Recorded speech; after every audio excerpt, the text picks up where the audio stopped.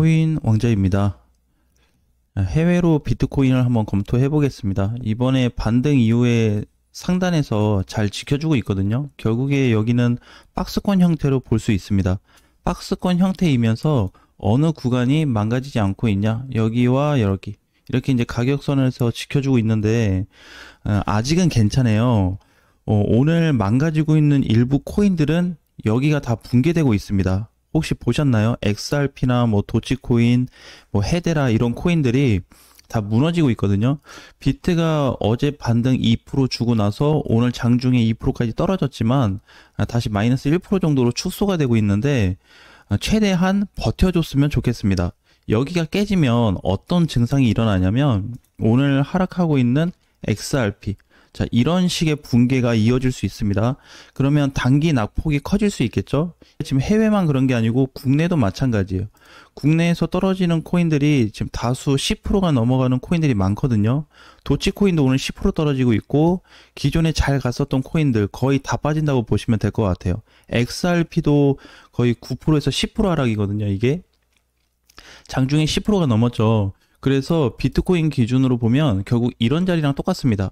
여기가 이제 분봉상에서 망가지면은 이렇게 하락으로 쏟아질 수 있기 때문에 지금 비트코인의 중요 자리는 11만 5,500에서 11만 7천만 원 정도 될 것 같습니다. 7,000달러.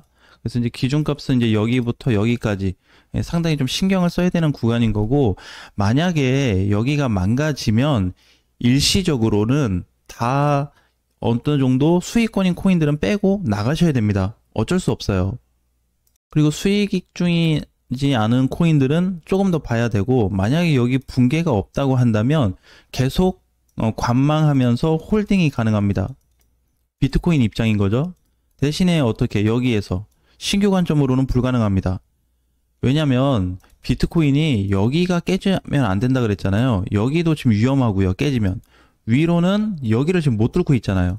그건 사실상 이제 위에 아래 이렇게 샌드위치가 좀 된 상태이기 때문에 뭐 가면 밀리고 밑에 가면 올라가고 여기서 이제 방향이 한쪽으로 결정이 돼야 되는데 아직 없다는 거예요.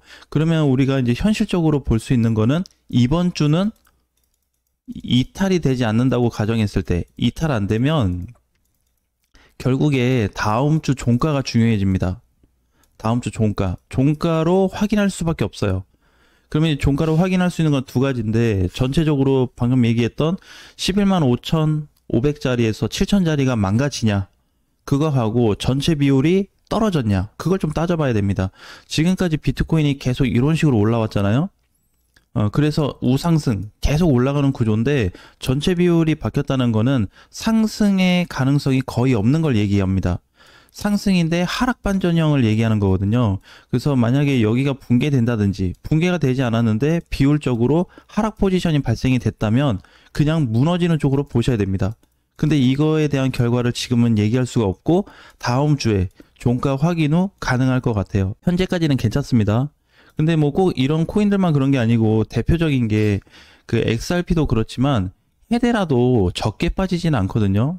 오늘 하락이 큰 편이에요. 그래서 앞으로 이제 뭐 빠질 수 있는 포지션이 얼마나 더 될지는 모르겠지만 지금 낙폭 자체가 너무 크다 보니까, 그죠? 헤데라도 이렇게 아까 전에 봤던 XRP처럼 뭔가 붕괴 포인트가 나타나니까 그냥 바로 무너지고 있거든요.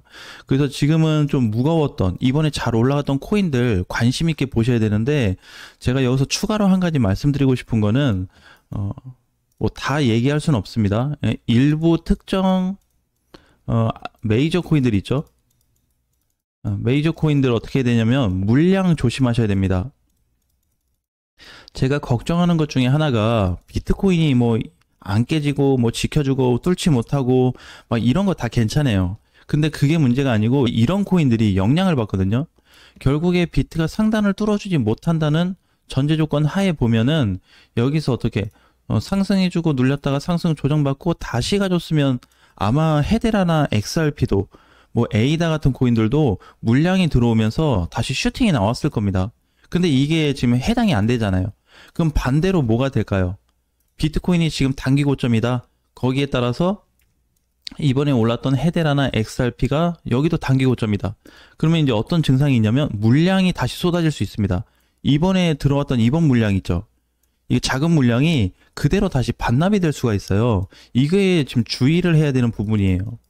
그냥 단순히 비트코인 가지고 이더리움 가지고 뭐 간다 못 간다를 평할 게 아니라 비트코인이 현재 위치에서 못 갔을 때 오히려 타격받는 거는 비트도 타격받겠지만 같이 올라갔었던 메이저 코인들이 상당수 같이 떨어질 수 있다는 거예요. 근데 이게 문제가 뭐가 되냐면 만약에 뭐 헤데라도 그렇고 XRP도 그렇고 물량이 쏟아지게 되었을 때 그 다음이 중요하거든요. 올렸다가 밀렸다가 올렸다가 밀렸는데 물량이 쏟아지면서 다시 여기 하단부까지 오게 되면 이제 XRP라는 코인 자체는 단기간에 비상사태가 발생이 됩니다. 왜 그러냐면 이 많은 물량을 다시 다 잡아먹고 위로 뚫어줘야 돼요. 그 다음에 해줄 역할이. 그러면은 이제 둘 중에 하나죠. 하단에 오고 나서 다시 상단 돌파까지 만들어주던가 아니면 상단 맞고 그냥 하단 오고 상단 오고 하단 오고를 계속 반복하든지 아니면은 이제 최대 변수가 기존에 들어왔던 물량이 그냥 쏟아지는 거. 이게 이제 최악인데 제가 보는 거는 아까 얘기했던 비트코인 가격 있죠. 비트코인 가격대가 일봉상 봤을 때 여기 무너지면 이번에 들어왔던 물량 쏟아질 수 있습니다. 비트가 아니고 방금 얘기했던 메이저 코인들 주목해 하셔야 됩니다. 중요해요. 오늘 도치코인 같은 경우에도 10%가 넘게 하락하고 있거든요. 국내 거래소는. 그죠? 타격이 적지 않단 말이에요. 그래서 이제 좀 중요한 부분들이 사실 비트 쪽보다는 알트코인들한테 너무 많이 집중이 돼 있습니다. 그죠? 이건 도치입니다. 도치 이번에 뭐 엄청나게 많이 가진 못했어요. 그죠? 그러니까 이게 차트 그림상 보게 되면 뭔가 XRP나 헤데라 같은 경우는 막 이만큼 올라간 것 같은데 얘는 많이 못 갔죠. 아니에요. 얘만큼 가준 겁니다. 차트의 흐름에 따라서 달라지는 거지 뭐 이만큼 갔냐 이만큼 갔냐 높이로 계산하면 안 되거든요. 그래서 도치 같은 경우에도 어떻게 이번에 들어왔던 물량이 다시 나갈 수 있다는 거 여기에 이제 중점을 두셔야 됩니다. 지켜주지 못한다며. 그래서 지금은 단기 하락이라서 아직 한 방 정도는 괜찮은데 문제는 어떻게 비트가 여기가 깨지는 순간 메이저 코인들 긴장해야 됩니다. 물론 이거에 따라서 알트코인들도 떨어질 거예요. 근데 오늘 한번 봐보세요. 자, 원화로 다시 가서 한번 보겠습니다. 원화로 가서 국내를 좀 보니까 이상하죠? 비트코인 떨어지고 이더리움 떨어지고 대형 코인들 다 빠지고 있는데 이게 왜 그럴까요? 뭐 많지는 않지만 그죠? 많지는 않지만 일부 알트코인들이 올라가고 있습니다. 자, 그러면 가장 많이 빠지는 코인들은 누굴까요? 뒤에 가서 보면 네, 짬뽕이 돼 있지만 중형 대형 코인들이 많습니다. 네, 자세히 보시면은 중대형 코인들이 많아요. 이번에 잘 올라갔었던 코인들 뭐 디센트, 스택스, 뭐 도치, 뭐 스태프 뭐 이런 코인들 보면 헤데라, 샌드박스, 뭐 시바이누 그죠?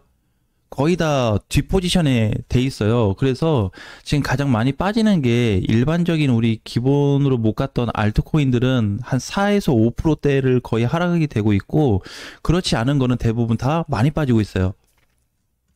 자, 그래서 이번에 이제 여기도 보게 되면은 아직 뭐가 끝나지 않았다라고 봐야 되냐면 알트 시장은 끝나지 않은 반면에 이렇게 계속해서 회전이 나올 거예요. 어제 아더 같은 경우에도 장중에 200원이 넘어갔다 왔단 말이에요. 그죠? 200 넘어가고 또 사하라가 뒤에 이어서 시세를 주고 이렇게 해서 이제 계속 올라가고 있습니다. 그래서 장중에 시장이 나쁘더라도 뭐 하루 이틀 이렇게 야금야금 가면 시장에 따라서 얘네도 떨어지겠지만 그냥 그게 아니고 그냥 급등으로 휙 갔다가 그냥 떨어져 버리는 이런 상태가 나타날 겁니다. 그래서 지금은 수익권인가는 가능한 현금화를 좀 취해주고 아니면은 좀 본전 근처에서 왔다 갔다 한다. 약 손절이나 약 수익 정도 된다면 비중을 좀 줄여서 관리하는 쪽이 좀 좋을 것 같고 왜냐면 아직 멀었어요. 비트코인도 마찬가지고 국내로 보나 돌파 안 됐고 이더리움도 어떻게 상단 돌파 안 됐잖아요. 그러니까 어쨌든 단기 고점까지 올라갔다가 조정을 받는 거니까 좋다 나쁘다 이런 게 아니고 이제 조정이 시작이에요. 이 조정이 끝나는 지점까지를 봐야 되겠죠. 그리고 그 다음 포지션이 다시 반등이 나올 수 있는 중요한 자리인데 아마 하루 이틀 뭐 조정받고 뭐 2, 3일 조정받고 이렇게 짧은 조정이 아니고 일주일 정도의 조정이 될 겁니다.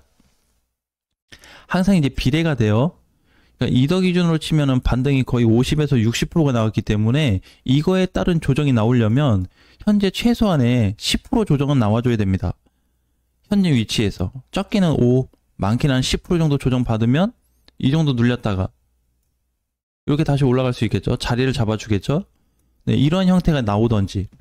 지금 이게 중요합니다. 그래서 아쉽게도 지금 7월 24일이기 때문에 말일까지는 그냥 시장이 조정받는다라는 관점을 두고 재매수 공략 포지션을 준비하시는 게 가장 적절하지 않을까라는 말씀 드리겠습니다. 다음 시간에 뵙겠습니다.